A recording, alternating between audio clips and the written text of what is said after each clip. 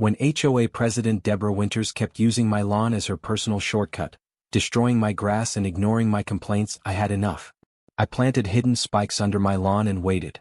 She never expected what happened next, or how it would change our entire neighborhood forever. Before watching full story, comment below from where you watching. Also like and subscribe for more stories. The first time it happened, I thought it was an accident. I was sitting in my home office, sipping coffee and answering emails, when I heard the distinct sound of tires ripping through grass. Looking out my window, I watched as a glossy white Mercedes SUV cut across the corner of my front lawn, leaving ugly tire tracks in its wake. The driver, a blonde woman in oversized sunglasses, didn't even slow down. She just barreled through my property like it was her own personal shortcut. My name is Amir Khan, and I'd moved into Oak Ridge Estates just 3 months ago. It was my first home, purchased after years of saving and a recent promotion at the architectural firm where I worked. The neighborhood was everything I'd dreamed of: tree-lined streets, well-maintained homes, and a sense of community I'd been missing in my apartment downtown.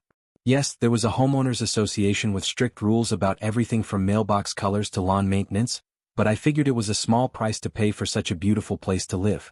What I didn't count on was Deborah Winters. I learned her name that same evening when I attended my first HOA meeting in the community center.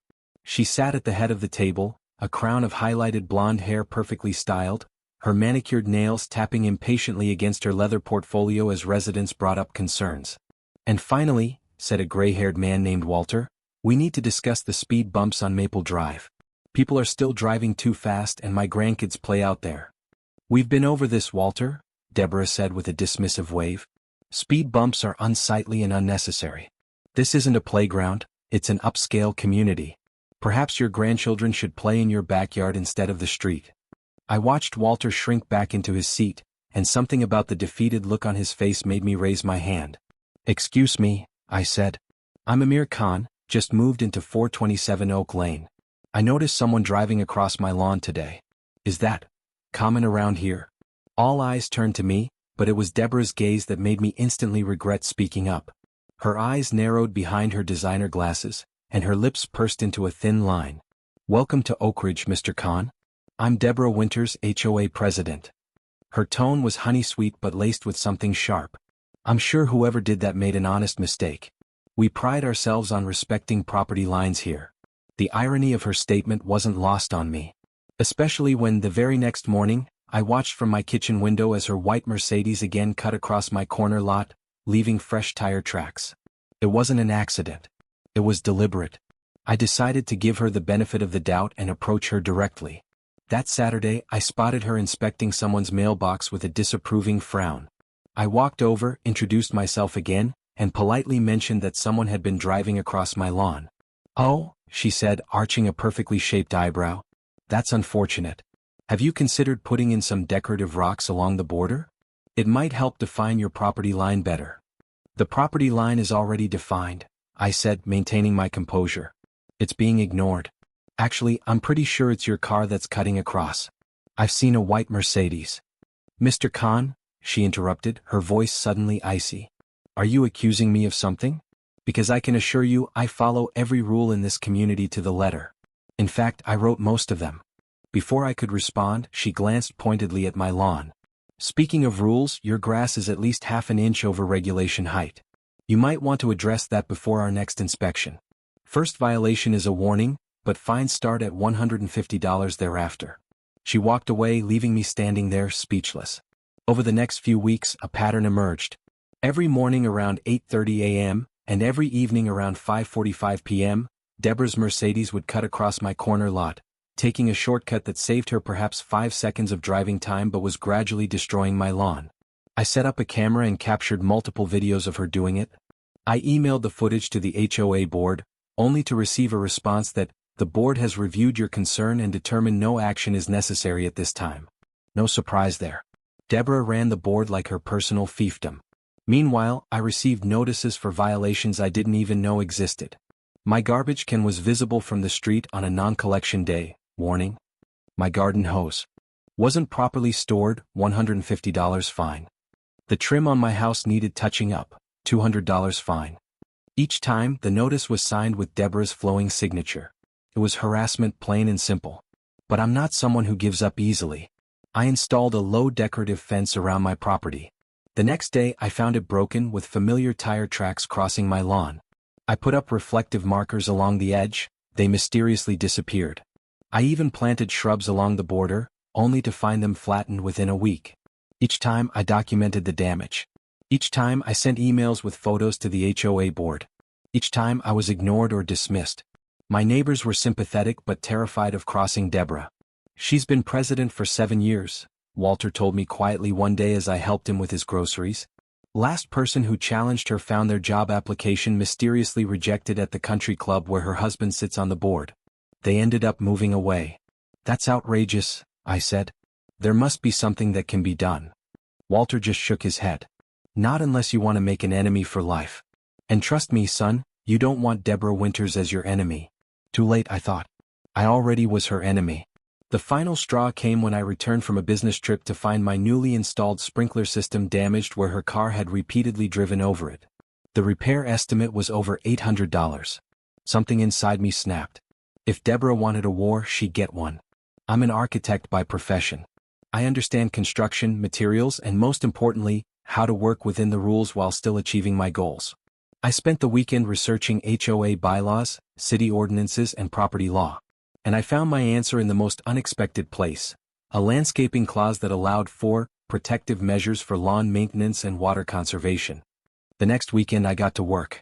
I dug up the corner section of my lawn where Deborah always cut through. I carefully installed a grid of low plastic spikes, the kind used to keep cats out of gardens, underneath a layer of sod. The spikes weren't sharp enough to cause a blowout, but they would definitely be felt if driven over, and repeated crossings would eventually damage a tire. I then installed a hidden camera system and placed a small, discreet sign at the property line that read, "Protected Landscape Area. Drive at your own risk." The sign wasn't big enough to be an HOA violation, but it was legally sufficient to warn of potential hazards. Monday morning arrived and I made sure to be working from home. At precisely 8:32 a.m., Deborah's white Mercedes approached the corner. I watched through my window as she slowed slightly, noticing the sign, but then, probably out of pure spite, accelerated across my lawn anyway. The reaction was immediate. Her SUV jolted as the front right tire rolled over my hidden defense system. She slammed on the brakes halfway across my lawn, then seemed to think better of stopping and continued on, though noticeably slower. I smiled to myself and went back to work. The trap was set. For the next few days, Deborah continued to drive across my lawn, though I noticed she was trying different angles, searching for a smooth path. There wasn't one. Each crossing put more strain on her tires, and I knew it was only a matter of time.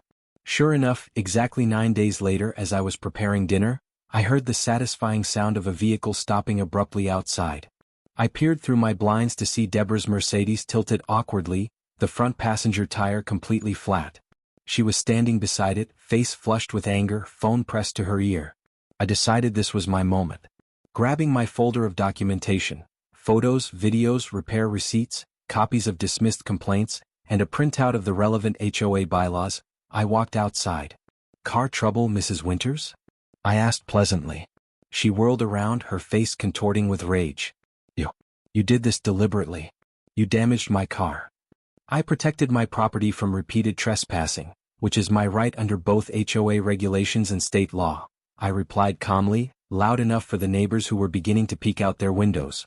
I even posted a warning sign which you chose to ignore.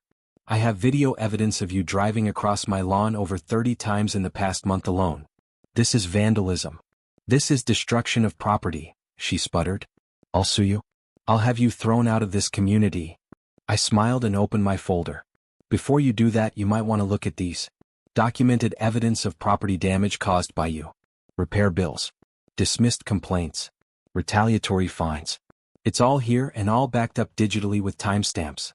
I'd be happy to share this with a judge, or perhaps with the rest of the HOA members at the next meeting.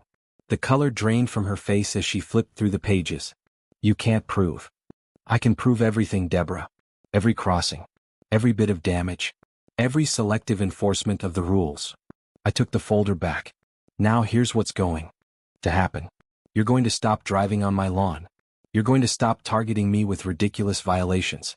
And at the next HOA meeting, we're going to have a serious discussion about installing those speed bumps that Walter has been requesting.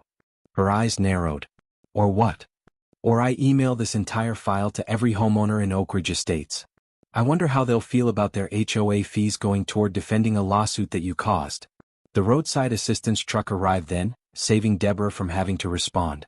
She turned away from me, but not before I saw the look of defeat in her eyes. It was the same look she'd put on Walter's face at that first meeting. Word spread quickly through the neighborhood. By the time the next HOA meeting rolled around 2 weeks later, attendance was at a record high. Deborah was there, sitting stiffly at the head of the table, but something had changed. The imperious tilt of her chin was gone. When it came time for new business, I raised my hand. "I'd like to propose 2 motions," I said, standing up. "First, the installation of speed bumps on Maple Drive, as has been requested numerous times for child safety. Second, the formation of a committee to review and revise HOA violation procedures to ensure fair and consistent enforcement." The room was silent for a moment. Then Walter stood up beside me. "I second both motions," he said, his voice stronger than I'd ever heard it. Deborah looked like she wanted to object, but instead she simply said, "All in favor?" Nearly every hand in the room went up. In the months that followed, things changed in Oak Ridge Estates. Deborah resigned as president at the next election, citing personal reasons. The new board, which included Walter as vice president, approved the speed bumps and revised the violation procedures to require photo evidence and board review for all fines. As for my lawn, it healed beautifully once it stopped being used as a shortcut. I removed the spikes once I was confident they weren't needed anymore. And whenever I look at that corner from my office window, I smile, remembering the sweet taste of justice. Sometimes you have to plant a few spikes to make things right.